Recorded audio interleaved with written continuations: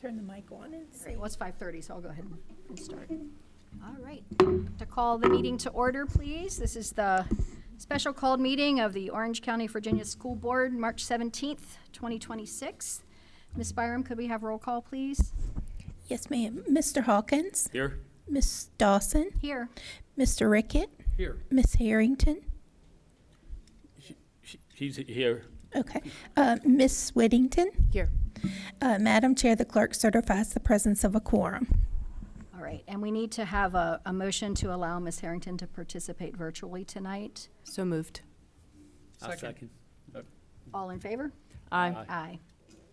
All right. Can she hear us? Can we hear her? Can you hear us? Yes, sir, I can. Okay. Yes. Adele's not. I don't know. Oh, there we are. Are you able to hear me at all? Yes, we Yes. can. Okay, great. Thank you. Hi, Ms. And Harrington. you said you didn't know technology. All right, I please can- join can you me hear in me? the Pledge of Allegiance. We got you. I pledge allegiance to the flag of the United States of America and to the republic for which it stands, one nation, under God, indivisible, with liberty and justice for all. All right. Dr. Hornick, do we have any adjustments to the agenda? No, ma'am. All right, seeking a motion to approve. So motion that we approve the agenda? Thank you. Second. Second. All in favor? Aye. Aye, motion carries. And we're down to superintendent's stuff. Yes, ma'am. First this evening, I'd like to bring Dr. Wolfrey forward to present to you our math textbook recommendation. We have been through quite a rigorous process, and I think we are prepared to make a recommendation. Judy? Thank you, Dr. Hornick. Tonight, bringing forward just an overview of our selection process and a recommendation for our K-5 math textbooks for the next 7 years. So I'm just waiting for Laura. I can get going. While she's finding that, I'll just start with, we began this process in December, selecting and convening a committee for textbook selection. So we had a committee that was comprised of classroom teachers, special education, gifted, ELL, school administrators, 2 of our board members. Thank you, Ms. Dawson and Mr. Hawkins, for being part of the process. From there, we moved into presentations from KIDM, which was the only textbook company that we went with for this process because they were most fully aligned to the state standards in math. And we decided as a committee that if it didn't fulfill what we were looking for, then we would look further. So after those presentations, each of the committee members went back to their schools so faculty could review the materials and rate those using a rubric. We brought those back in January. We also offered a time frame for the public to review the materials, and now we're coming forward with a recommendation to the board. We selected KIDM based on, as I said earlier, alignment with the math standards. We were really looking for a product that fit with our philosophy here in terms of best practices around math based in research. So strong emphasis on conceptual understanding, student collaboration, and discourse around problem solving and critical thinking. So students really owning and understanding math.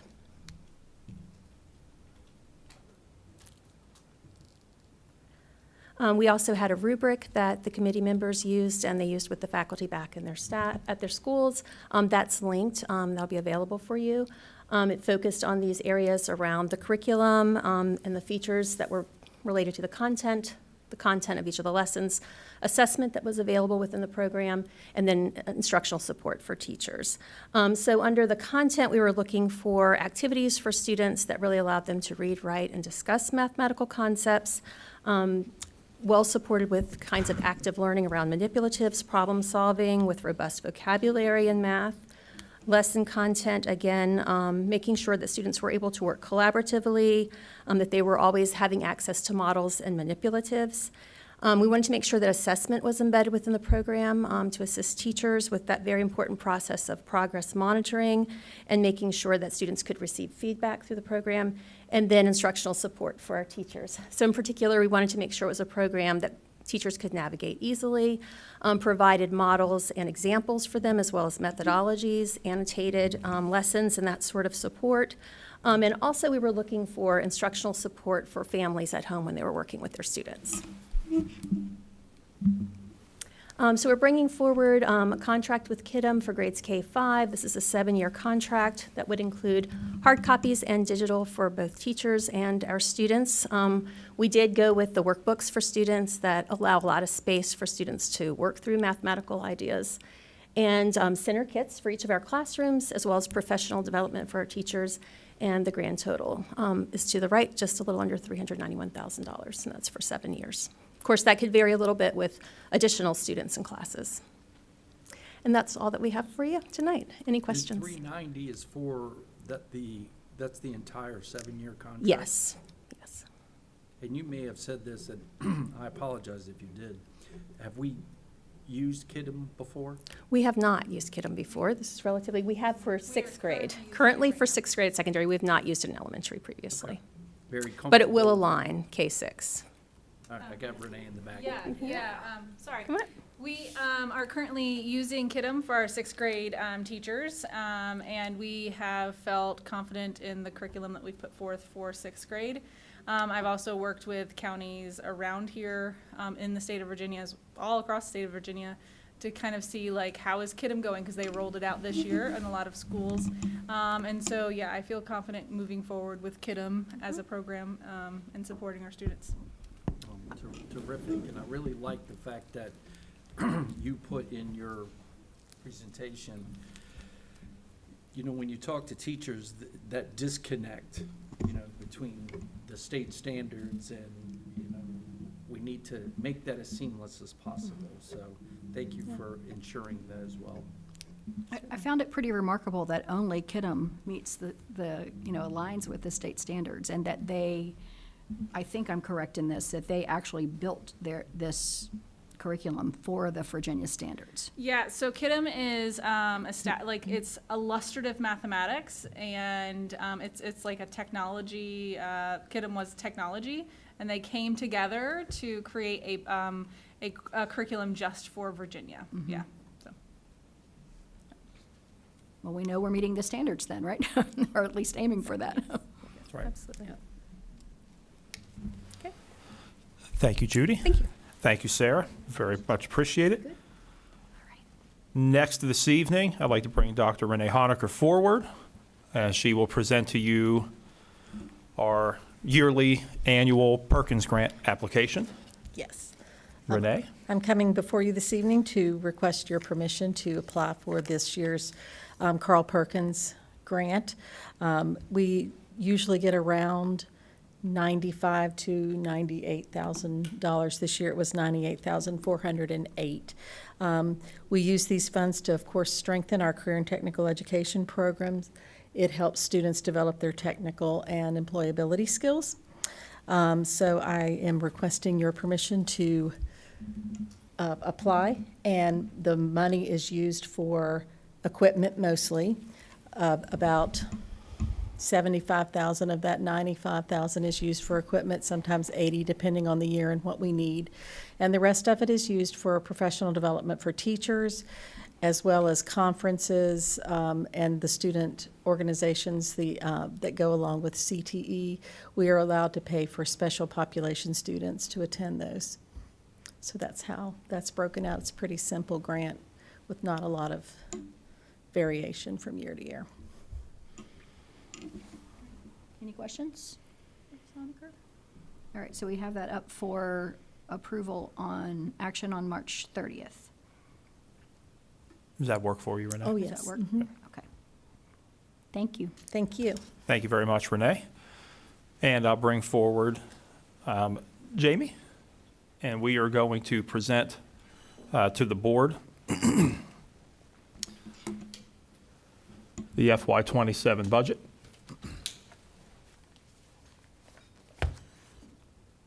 Good evening.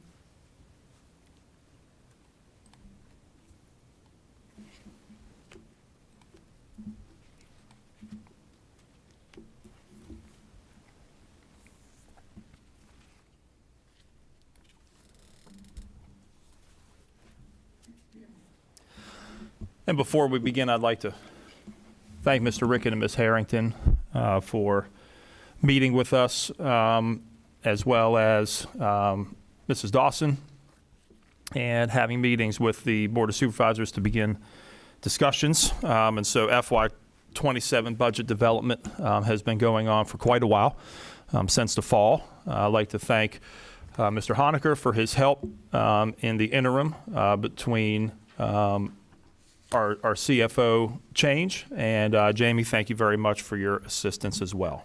You go to the next slide.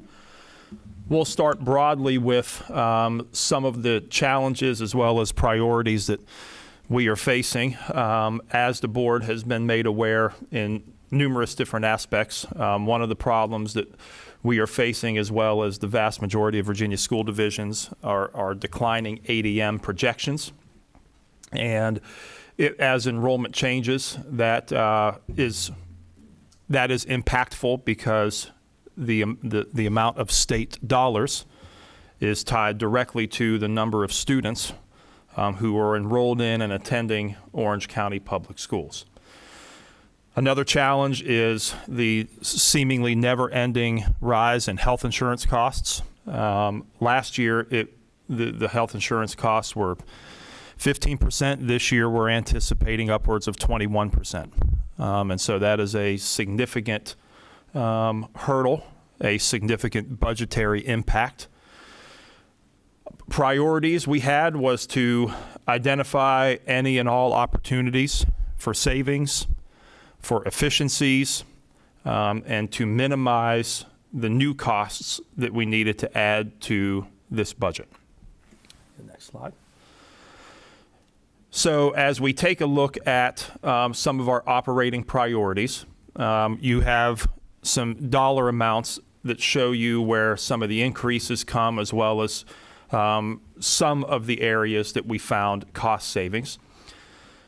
This year, in line with the Senate's proposal, we would like to do a 3% raise for all employees. The cost of the division right now, based on the Senate's half sheet, which adds some money to the governor's proposed budget from December, our cost is almost $1.5 million to provide that 3% raise. I would like to ask the board to help us push to absorb the health insurance rate increase and not pass that along to our employees. We are estimating that cost is going to be almost $1.25 million. We have some flexibility as far as the state bonus.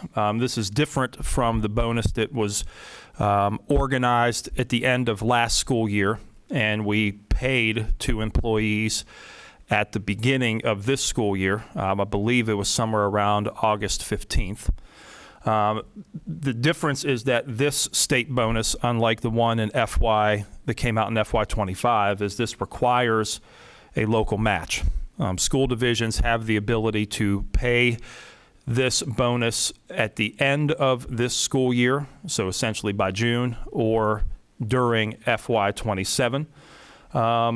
I believe that it is probably best for us to pay this bonus at the beginning of next school year, again, somewhere around August the 15th. This would be a $1,500 bonus, and for all of our employees that are full-time and that fall under the particular, that fall under categories that are paid through the operating fund. There are certain employee groups that this money does not automatically count towards. Individuals like some of our folks in our pre-K programming, as well as our food service workers and our cafeteria employees, with those particular programs being self-funded and operating off of other budgetary areas and funded in other ways. Whether or not those employees can get the $1,500 state bonus is really going to be based on whether or not the budget for those particular programs can withstand the $1,500. However, having said that, we estimate that our cost is going to be $668,000. As the board is aware, we have seen over the past number of years, for many different reasons, rising costs within our special education services. Also going up, this is probably not a surprise, our utilities as well as fuel and transportation costs. We added new cameras based on some grant fundings to Locust Grove Middle School this year. I do want to let the board know that much of this dollar amount is offset within the budget because the old camera system has been replaced. We do not have to pay those vendors. We don't have to pay for servers, a number of other things that we aren't paying for. And so much of the money that is currently being paid out for the old system is now going to be shifted to pay for cloud-based subscriptions for cameras. We would like to increase the stipends that we pay to our teachers that serve as mentors and buddies to new as well as less tenured teachers. We did a deep dive into assistant coach stipends and looked at the participation rate across all of our sports. I'd like to thank Yvonne Dawson and Mike Neely for spending quite a bit of time going through those and identifying a host of sports that have quite a bit of student athlete participation. And we really should be compensating assistant coaches in these sports as opposed to having them serve in a voluntary capacity. And we have heard pretty clearly from our middle school folks the need to begin having an actual replacement cycle for middle school band equipment. Band equipment is, many of the items are very, very expensive. Renee has done a phenomenal job working with our two middle school band directors, and we are making some purchases this year of some items that can really help them so that the $10,000 that is going to each middle school, it's not already basically spent by the time they get to July 1. Where we have seen examples, and so now we have some examples of cost savings. Fortunately, our contribution rate to the VRS went down this year. I'm not sure if you know what it is specifically, Jamie. I think somewhere in the 14% range down to somewhere in the 12% range. And so when we divvied that out across the school division, that saved almost $500,000. And then, of course, as we evaluated enrollment and looked at positions that we need versus positions that we no longer need based solely on enrollment, there was an overall net savings in our staffing for next year that's a little over $305,000. If you go to the next slide, please, Laura. I'd also like to go through, and I really appreciate the work that Jamie and her team did as well as Laura to provide some additional verbiage and language about what some of these key funds are, for instance, what debt service is and what capital projects are. Our debt service this year, and we will get to the specifics as we move through this particular presentation.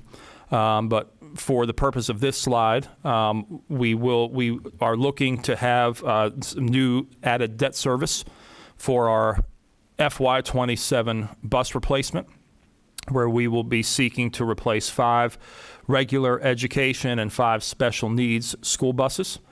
And so this new debt service, as you can see, will be the principal and interest to repay that. And I believe that's a 3-year cycle, if I remember correctly. And so we will show on the budget when we get here into a few slides what that looks like. And then we are seeking no additional funding beyond what we have historically received in capital repairs and maintenance. We received an additional $350,000 in the FY 2026 budget. And so we are, the reduction here, we are looking for $778,000. And you can see, broadly speaking, where that's dollars will be broken out. Was there anything you wanted to add here, Jamie, at all? Okay. Okay, so now we're going to talk about specifically the operating fund, which will be the bulk of this presentation. And what we have here is a comparison of the FY26 adopted budget versus the FY27 proposed budget. Now, one of the things that I do want to remind the board is that the FY26 adopted budget is vastly different from what the revised budget currently is. As you all know, we just approved a little over $1.2 additional million a few weeks ago that is going to be provided to us from the Board of Supervisors. So when you see the change, it will appear much bigger than it truly is, because our revised budget is significantly different than what the original FY26 budget was. However, in the revenue side, you will see that there is an increase, a small increase from the federal, about $2 million increase from the state. You can see what our local county ask will be, 3.525. A decline in lease proceeds, which is due primarily to the fact that we are seeking to purchase one less school bus this year than we did last year. And other is a very small piece of the pie that is for tuition, for other just very, very small items. Jamie, I don't know if you have any others that are listed, just to give some examples of what some of the other revenues are. Just different refunds, rebates. We have a Out of district tuition, I believe. Sure, we have out of district tuition, prep schools, facility rentals. And so that when we have other, that is kind of the other small pieces of the revenue pie, so to speak. The next slide will be a breakdown then of the federal revenues. So you saw on the previous slide that federal revenues changed to $215,037. And so what Ms. Click has been able to do here is she has laid out where some of those differences, where all of those differences are, how the math adds up, as well as providing some language to highlight what Title I, Title II, Title III, Title IV, Title VI, Medicaid, JROTC, and the aforementioned Carl Perkins funding that Renee just spoke to you all about came forward. And so this slide highlights the overall change and where the federal revenues break out. Anything you want to add here, Jamie? Just to highlight that the major change here is driven by the increases in the Individuals with Disabilities Act funding for the most part, and then your Title 1A funds. Yep. Next, please. And in the previous, the slide previous, we showed you that state revenues were overall going up a little over $2 million. And so you can see where that breakdown comes. The vast majority of it is in SOQ funds, as well as a little bit in lottery funds. And then there's small declines in incentive and categorical aid. And we will now go through each of these four revenue streams individually. So if you go next, please, Laura, will be a slide on what the SOQ programs are. Everything from basic aid to sales tax, textbooks, all of your SOQ programs, special ed add-on, retirement, Social Security, group life, at-risk, ELL, and remedial summer school. And so we showed you in the previous slide where SOQ funds were going up $1.928 million. This slide shows you where each of those dollars shakes out under the SOQ program category. The next slide will show you the incentive programs. And if you'll notice, as I told you, we are estimating that our cost of the $1,500 bonus is $668,000. The remaining $456,632 would be coming from the state. All right, and this is based on LCI.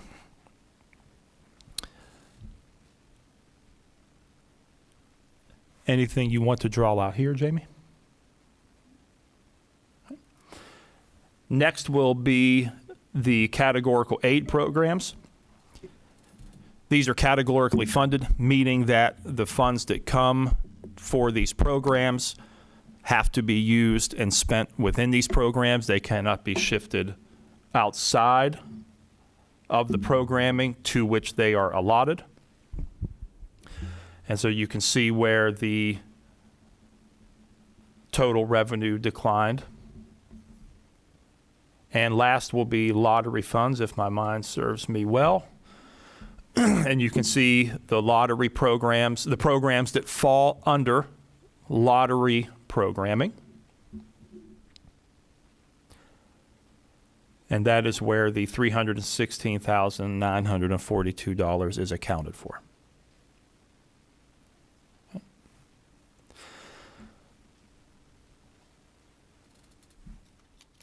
Anything you want to add to revenues, Jamie, that we didn't highlight? Or if the board has any questions on revenues before we move into expenditures?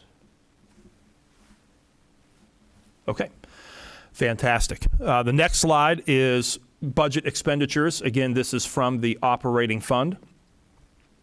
And towards the beginning, we showed that our operating budget, our request based on our original budget, was $5.586 million more.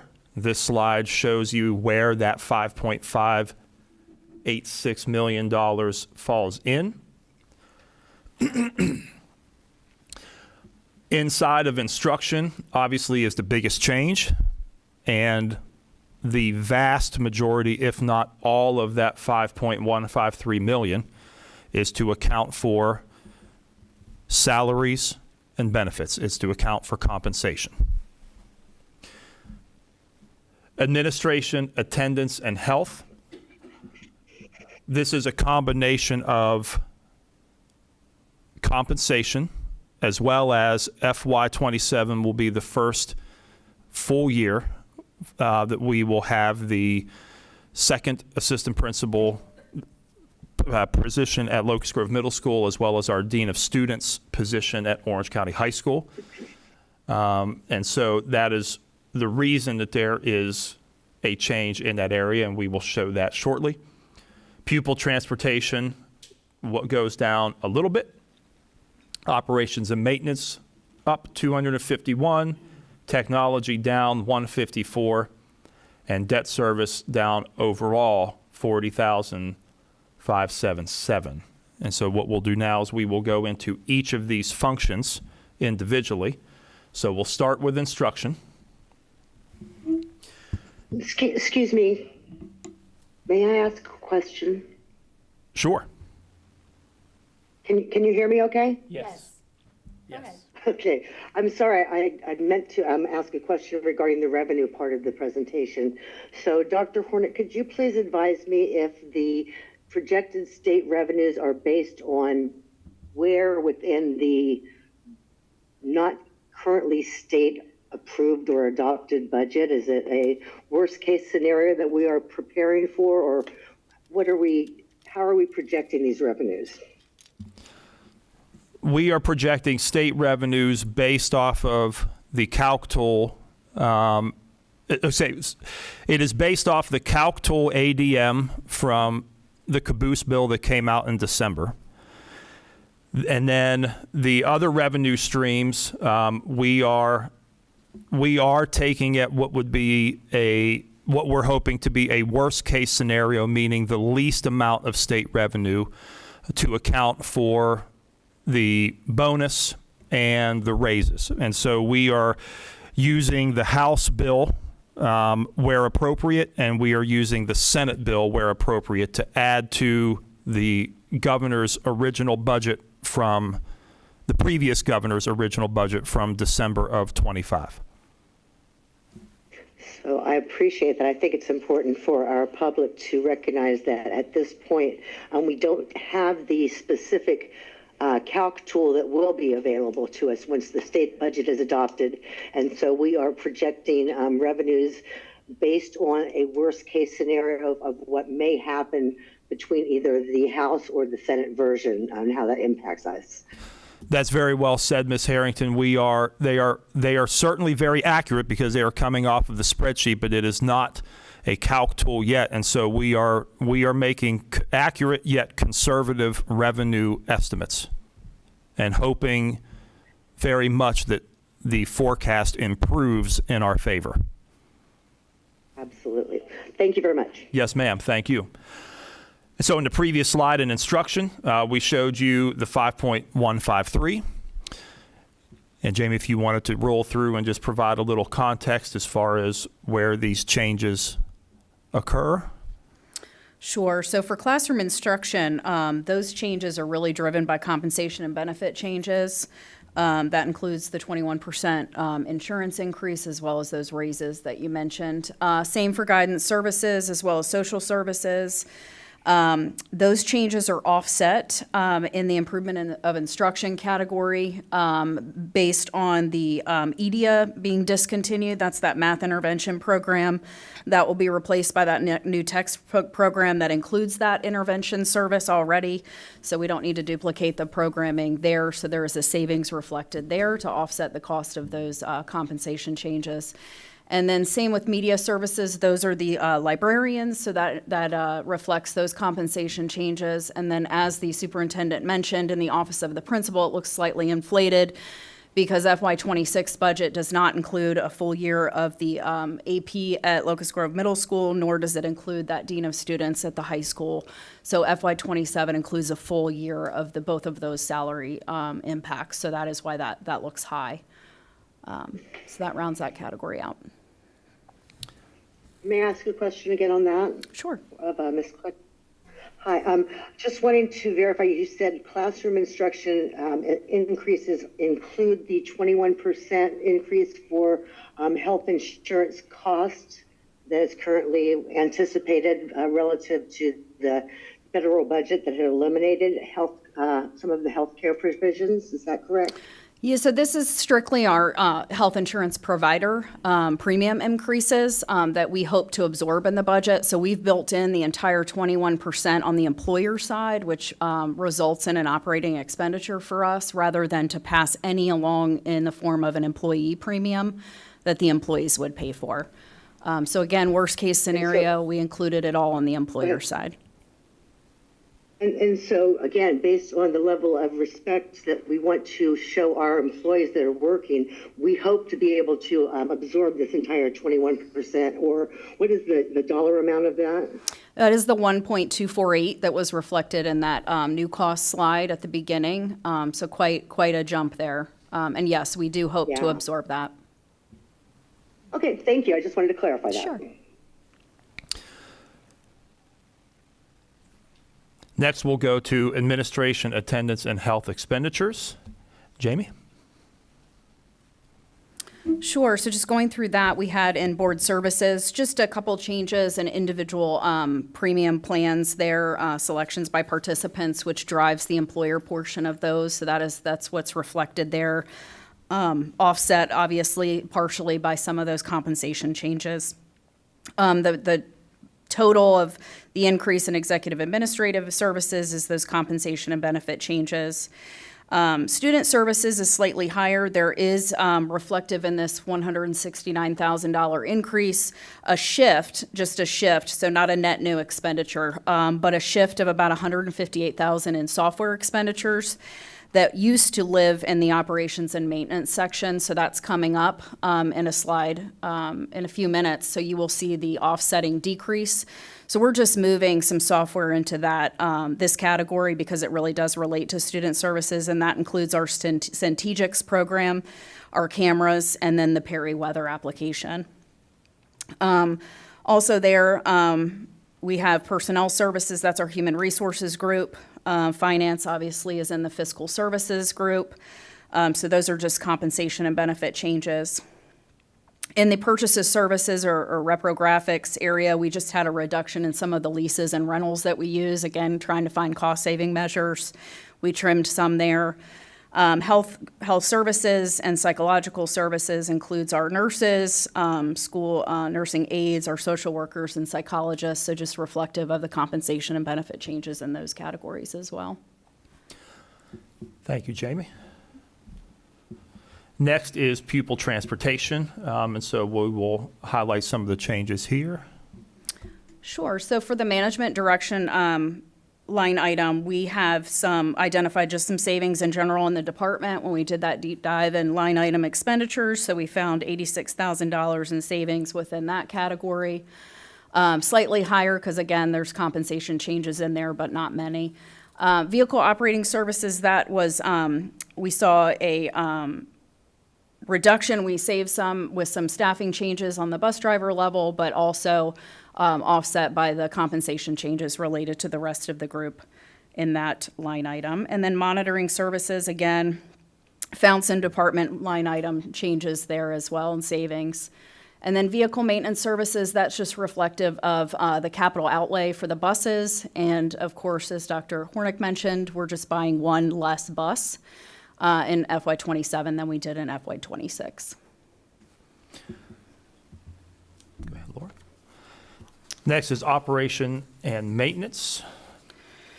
Yeah, so that first line item, management direction, again, is just reflective of compensation changes, nothing else there. And then we have building services, which is the bulk of the increase in this category of expenditures. And that is related directly to that increase in utilities we spoke about, as well as the remaining compensation changes. That line item holds all of our maintenance team. So that's a big group. Ground services, just compensation changes, as well as equipment services, just increasing that slightly to be able to provide that ground equipment that we need. And then that security services line item is the line that I referenced, that where we see the shift for the software that went up into student services. So that was $158,000, and then the remaining difference there is the compensation changes in that line item. And the folks that in security services are primarily our school security officers. That's correct. We Yes, have 6 in the school division, 4 at the high school and 1 at each middle school. Can I ask one more question, Jamie? Yeah. On the management and direction where you said the changes are compensation changes, again, is that just annual step increases, that type of thing, in addition to the health increases that you mentioned? Is that where it's spread out also? You're absolutely correct. So it's the 3%, the step increase for everyone, as well as those health insurance changes, offset slightly by some of those VRS savings that we identified. So kind of all smushed together in that Awesome. line. Yep. Thank you. Thank Sure. you very much. Okay. Next in our technology department, Jamie? Yeah, so this is reflective of a change in strategy on how we budget and work our E-rate program. So the classroom technology line item shows a decrease, but that is really, it's sort of, it's a little bit more complicated than just showing a decrease in expenditures, because typically what we do is we take in that E-rate revenue. So we would have the revenue budgeted, and then we're required to pay out a portion of that for the program, and then the program itself pays the rest. What we have done in the past is bring in all of that revenue and then paid out all of the program expenditures. The revenue would be reimbursement of the portion that doesn't belong to us. So instead of doing that, what the program does now is we just pay our portion, and then the program pays their portion separate from us, so we don't have to bring in any revenue and have everything change hands. So it's much less complicated and easier. So that decrease is reflective of that portion that doesn't belong to us that we will no longer take in and have to pay out on behalf of the program. The technology support item, that decrease is just a small savings we've identified through that department-wide line item review. And then the technology administration category is just reflective of the hiring differential in our director level. We had one that left us and was here for quite a long time, so we're recognizing a little bit of savings there.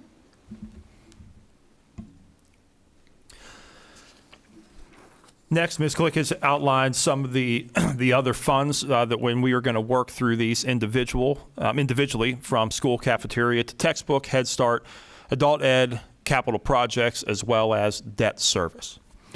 And so, Laura, if we could go to the cafeteria fund. Basically, the bottom line here is that revenues are going to equal expenditures. And Julie Miller is very much hoping that she is going to be able to provide the 3% raise to her employees. And so she has built a budget in order to carry that forward. And so what this will do is it shows you the change, and it shows the difference between the proposed budget and the adopted budget, and where some of those changes in revenue as well as expenditures come in. And this is a program that operates on its own outside of the operating budget. And so she has quite a task, not only to manage employees and manage ordering, but also, she's a primary budget manager for her program as well. Okay, so we have cafeteria. Next, Laura. Textbook adoption. We have there's a required amount that is transferred in from the operating budget every year, and you can see that, as well as the fund balance that exists. And when Judy was up here a few moments ago talking about procuring Kidam textbooks for almost $391,000, this would be the fund through which that purchase would be made, as an example. Anything you need to hit here, Jamie? Next, please, Laura. Next is Head Start. Again, revenues are going to equal expenditures.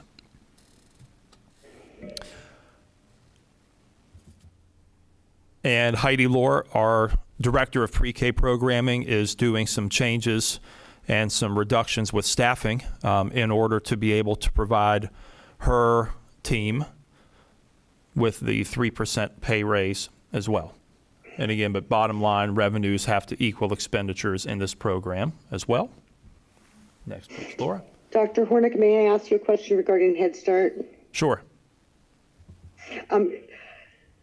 It seemed that last year, I remember us having some type of an issue with our funding or with our enrollment numbers. Do you remember that? We didn't have enough open positions or something, and they were.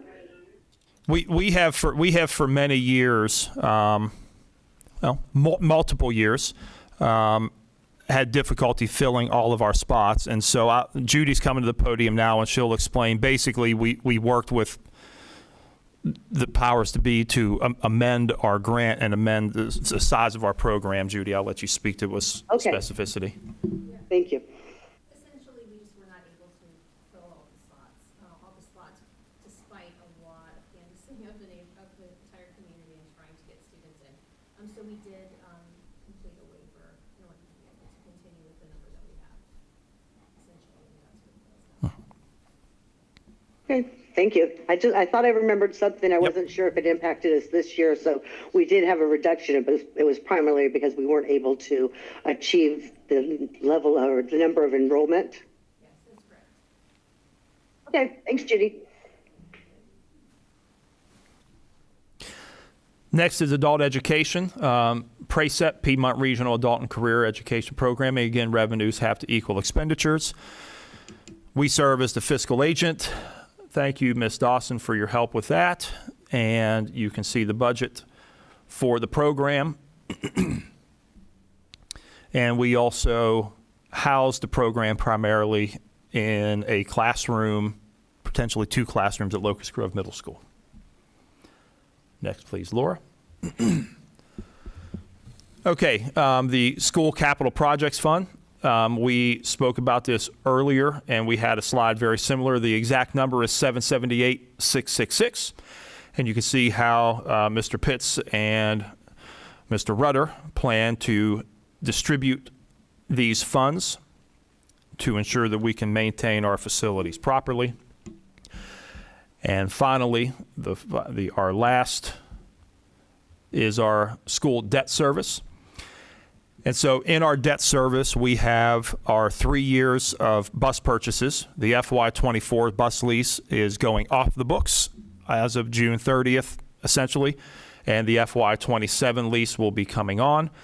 And you can see that, in particular, the difference between FY26 and FY27 is primarily the savings come from purchasing one less bus. In addition to, so those are the bus purchase. In addition to that, we have 3 performance contracts that we have engaged in over the last at least 12, maybe 15 years. Energy Performance Contract 1 was done well before my time here. It was a series of LED lighting upgrades in all of our buildings except for current Locust Grove Elementary because it was mothballed at the time. It was not being used. Energy Performance Contract 2 was to come back, and once that building was being reopened, the same energy performance lighting and other things that were done in the other 8 buildings, we came back and did them in the current Locust Grove Elementary School. And then the most recent energy performance contract, which I believe was either 2022 or 2023, the bulk of the contract was used to complete the overhaul of the brand new variable refrigerant system, the HVAC system at Gordon Barber Elementary School. There were also a few other smaller components to that contract, but the big driver and the big money really was the complete overhaul of Gordon Barber's HVAC system.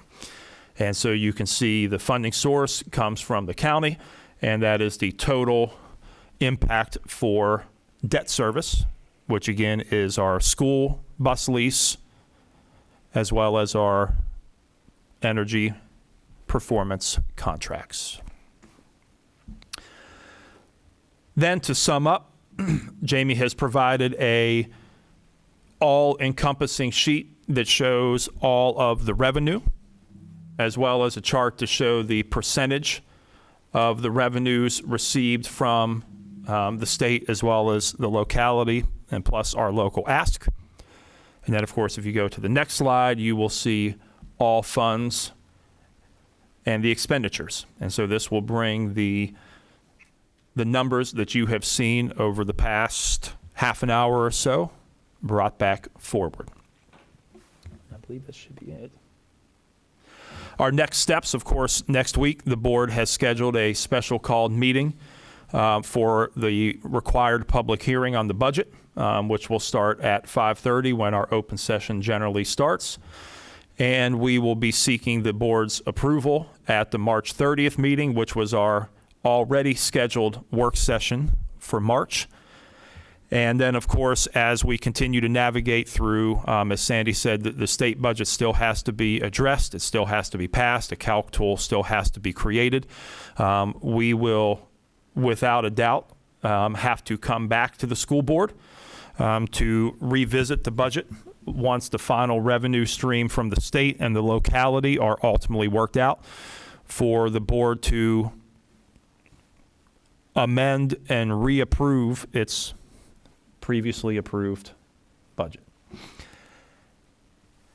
And with that, we collectively are happy to answer any and all questions from the board.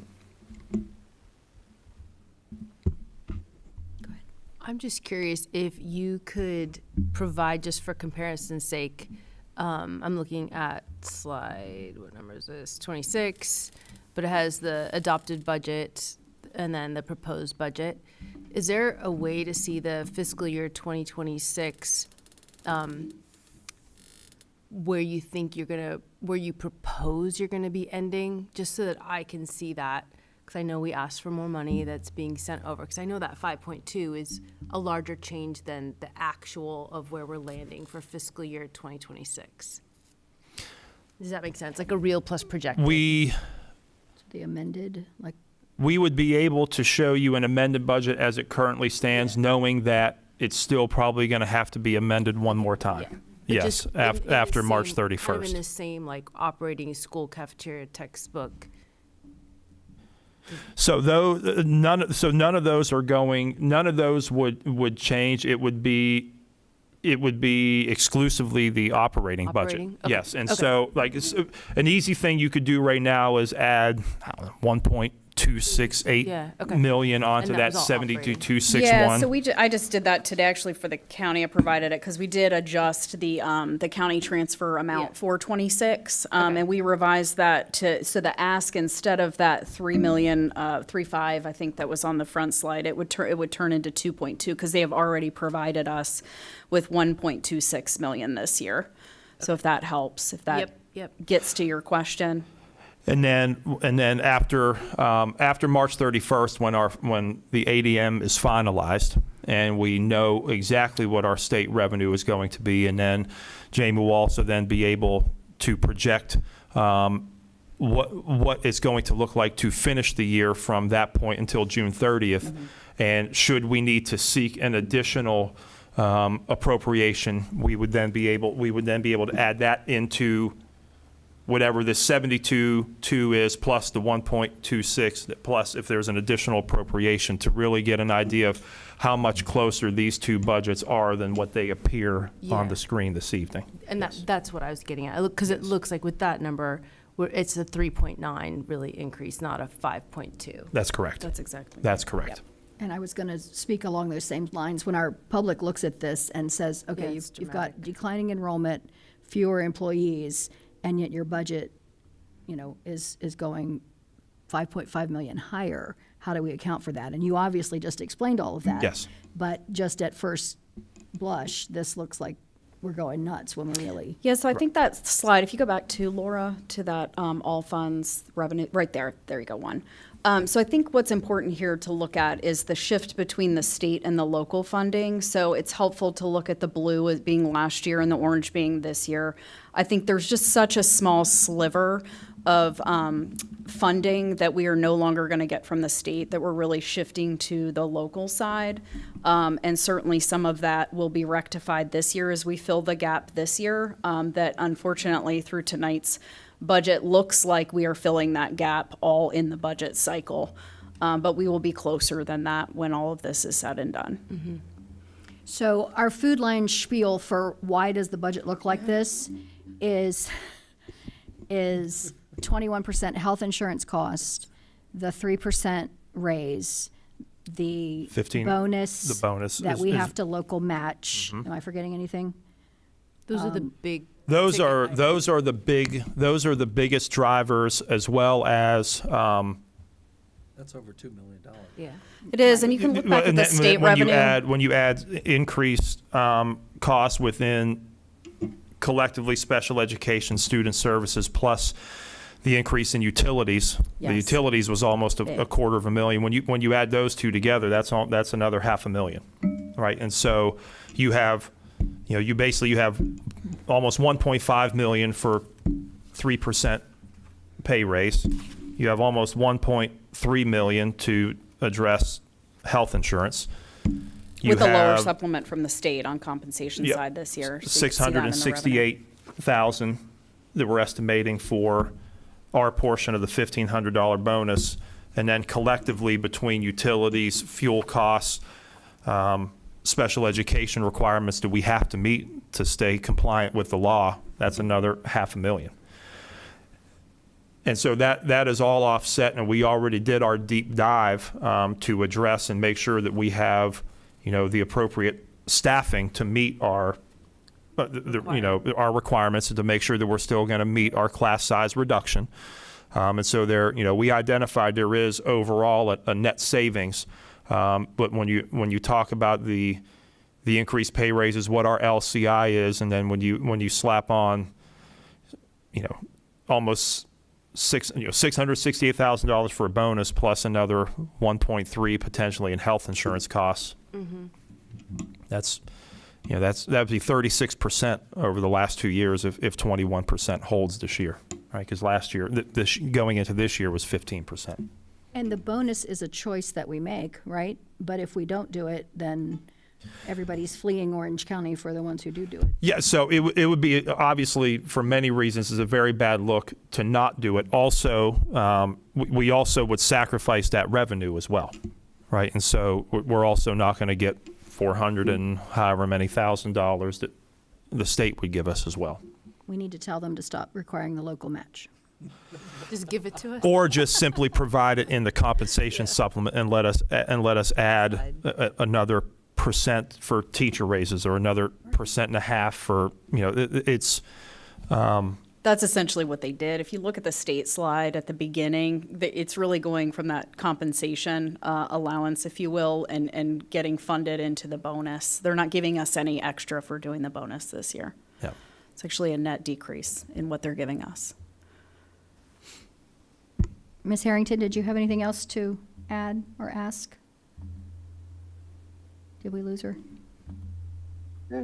Yes, thank you very much, Ms. Dawson. I just wanted to ask, we've been talking about the revenue side of it, but on the expenditure side, one of our priorities, I believe, was also maintaining the staffing that is currently in place in addition to some of the staffing to support our teachers and our students. Is that correct? Yes. 100%. So we are continuing to try to maintain those priorities that have really shown a benefit in our student outcomes over this past 2 or 3 years. 100%. That's correct. Thank you. Yes, ma'am. All right, anybody else? Mr. Rickett? I don't really have a question. I just want to thank Dr. Hornick and Jamie and the team for continuing, another year of showing our values and what our priorities are. And this budget reflects that. The only additional thing I would say to all of our friends in Richmond, so anybody watching, if you could reach out to any state elected official, the General Assembly, I guess, finished this past week, and then will not reconvene until, I believe it's April. And they do not have a budget. That puts a lot of unknowns into our local budget. You hear us talk about the calc tool and revenues. It is very difficult for localities to make decisions without having all of the information. So I think, and that's especially true when you consider the House proposal, and the folks in the House recommended a one-time flex payment to school divisions, and that would total in excess of $1.6 million for Orange County, but that's way too much money to try to assume and try to guess that we're going to get. So we did, going back to Sandy's point earlier of, you went conservative but accurate. We didn't stretch and say, yes, we think we're going to be the recipient of $1.6 million additional dollars in a one-time flex payment. I would love for it to happen. We're advocating for such things to happen, but that's where some of the revenue forecasts could potentially look way better, right? If you think what we're asking for here and add an additional over $1.6 million, things look a lot better across the board. But it's way too risky to, kind of rest your laurels on and just assume you're going to get it. And so it's better to plan for the worst, so to speak, as far as what state revenue would look like, and continue to hope for an outcome that has a better state revenue forecast than what has been provided so far, which is why, like you said, the calc tool, getting it done and getting the calc tool out is very helpful. I'd just like to say thank you to whoever, Ms. Byram, Ms. Click, whoever was involved in creating this. I think makes it very visually obvious where we are, where we're headed, what we're looking at. It's easy to read and easy to understand for us and for the community, I think. So well done. I appreciate it. Yep. I would also ditto that. Thank you so much. It was a very clear presentation. I like the team of Dr. Hornick and Ms. Click there. Yes, and jumping in from being so new and jumping in and absorbing all of this is a really big lift, and I just appreciate how you have done asking the right questions, digging in, and really, also helping us at one of our meetings, understanding more about what's going on with the budget. So I appreciate it.